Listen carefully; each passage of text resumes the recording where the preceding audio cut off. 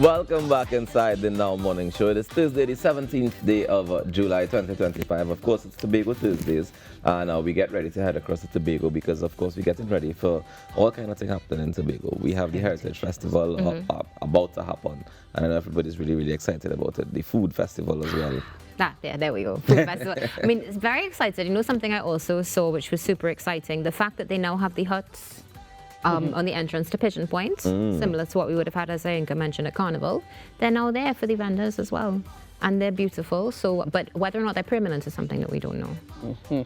So it's nice to see that there. And well, they're also dealing with the sargassum seaweed. So yes, I saw Pigeon Point put out a release up to, I saw it this morning, where they were updating people as yesterday in terms of, all right, we got some seaweed, but we did a really good job of clearing it up. It's have a little line on the beach still, but we'll continue to update you. So just keep, if you check the Pigeon Point, I don't remember the full proper name, but it's a Pigeon Point page on Facebook is where I saw it this morning. So you can head across there and be as updated as guest on the information as you need to be. Training camp. Hopefully we'll get to give you more good news though, because that is not the best way to enjoy the beach. But the festival itself will happen and have so many things that you could attend and enjoy that you have things to look forward to, including the pageants, because it's changed quite a bit from Miss Heritage to Heritage Personality, specifically at the minimum.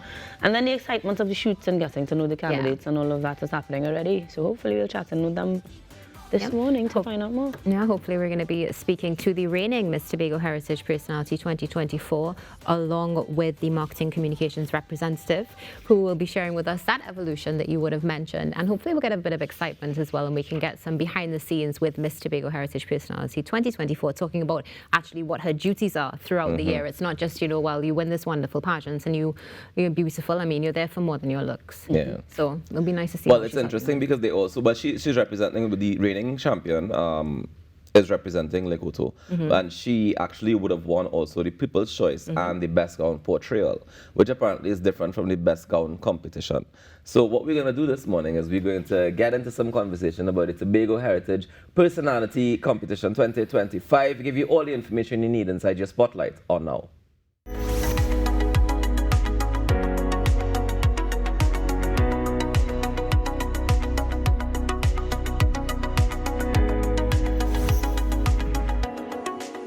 7 contestants will vie for the title of Miss Tobago Heritage Personality. The show takes place next Friday, the 25th of July, at the Shaw Park Complex from 6 p.m. with the theme Moments in Time, Stories in Stone. Joining us this morning is Amaiya Yeates, Miss Tobago Personality 2024, and Abeni Taylor, Marketing and Communications Representative for Miss Tobago Heritage Personality 2025 Committee. Good morning to both of you and welcome. Good morning. Buenos dias. Good morning. Thank you so much for joining us this morning. I can only imagine how busy both of you are, given the fact that the Heritage Festival has begun and now the pageant is coming up. But before we get into the conversation about the pageant, Miss Tobago Heritage Personality 2024, I'd love to chat with you for a few moments about what your experience was like in the competition last year. Hi, good morning, everyone, again. I would say that my experience was one of love and care rather than us competing.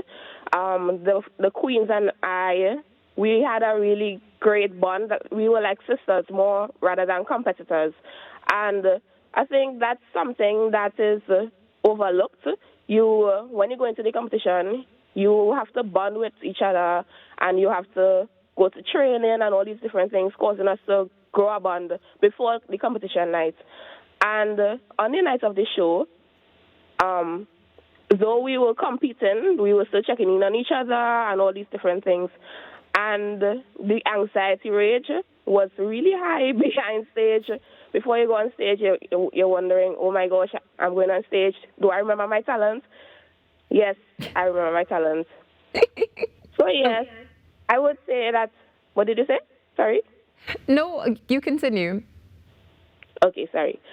I would say that the competition had its high and lows, but it had more highs than lows. And I will advise anyone to join, to try to go up for the competition. Don't think about, oh, I don't think I can do this. just try. Don't overthink before doing the competition. And definitely one of the most important things, just trying and putting one foot in front of the other. Tell us, Amaiya, how important is it to you representing Lekoto? The village that I represented is my home, or my cornerstone, I should say. I performed in Lekoto for years upon years for the Lekoto Heritage competition, for the Lekoto Heritage show, the festival. And I felt really nostalgic representing Lekoto as I was in university and coming back home to represent my hometown. Yes, it was great. I felt, and even after the show, all the Lekotonians, I would call them, everybody is cheering for me, telling me, congratulations, yeah, sure, we are good, girl, that kind of way. So yes, I felt very happy to represent my hometown. Beautiful. And we can see from the pictures that you're absolutely beaming, and we see incredible depictions also. Abeni, bringing you into the conversation now, what makes this pageant different from the regular pageants?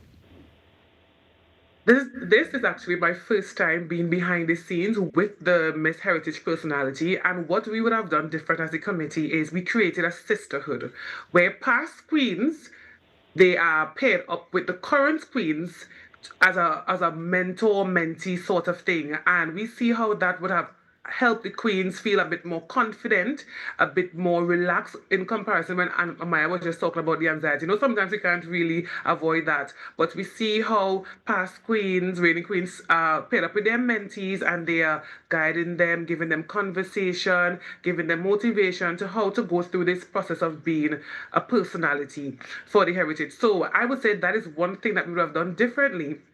And this year's theme, yes, you would have mentioned, it is the monuments in time and story set in stone. We are actually, each queen is actually depicting some sort of monument, known or unknown, in Tobago. So you would hear Fort King George, yes, a queen is representing that there. You know about the Nylon Pool, yes, a queen is representing there. But have you ever heard about the Gangang Sarah grave?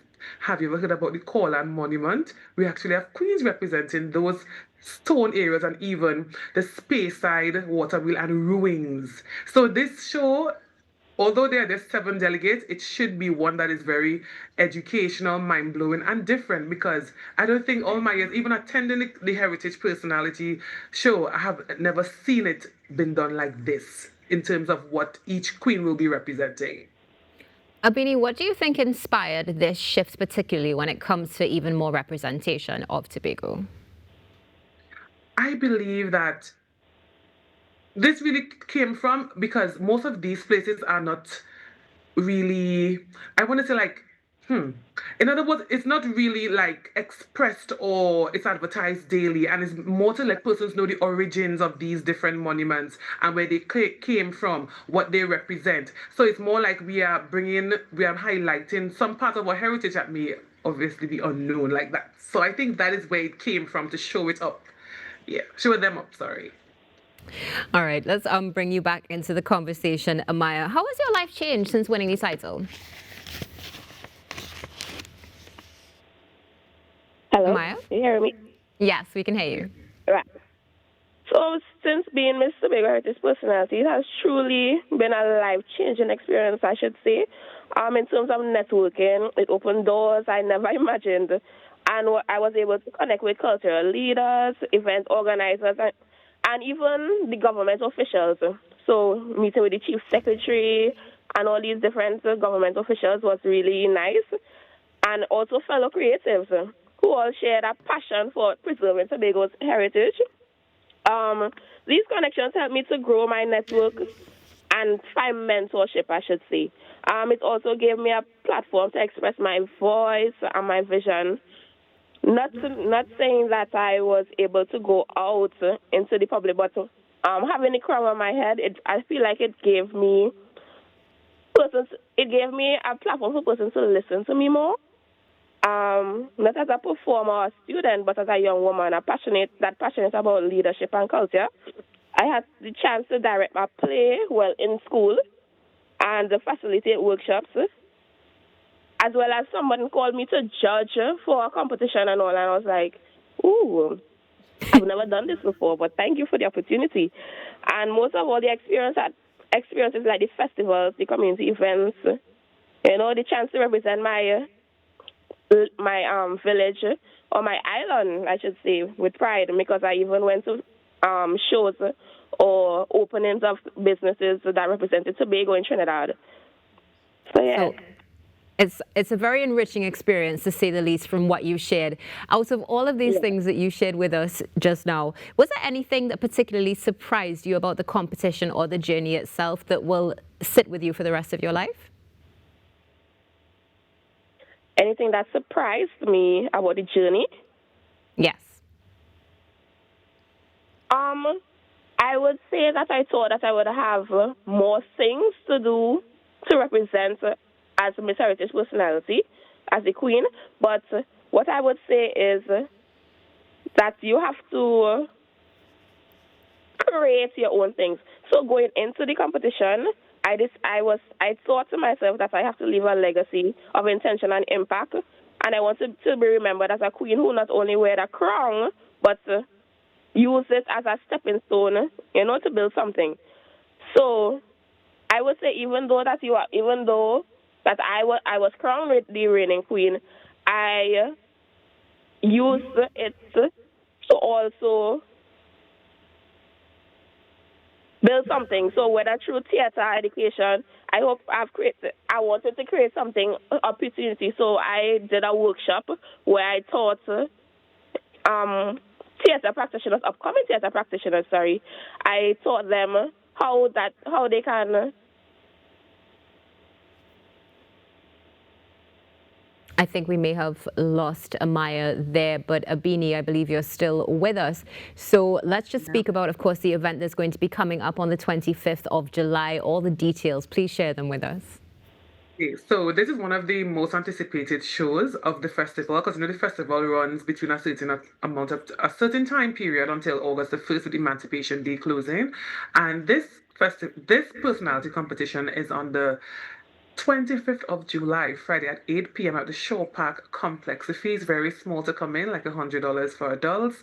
And persons really look forward to see queens depicting their talents, they're showing their evening gowns, how they portray it, and so much more. It really is an exciting evening that we have planned, and we hope that everyone comes out to support this.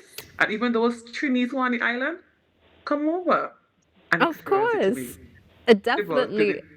So, thank you so much for joining us. Looking forward to seeing all of the details as they come out, of course, after the pageant. All the best to you and the team, and have a great week, or weekend rather, I should say. Thank you.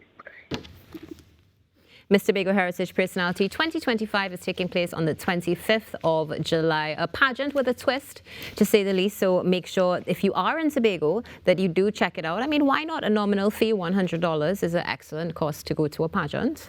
And worth it, because you're going to see a lot. You're going to see a lot of talent as well. I quite like the monuments being depicted. Yeah. I'm really looking forward to seeing how that comes out. How it's executed. Yeah. I agree. And learning about the new spaces, as Abeni was saying, that aren't also always highlighted.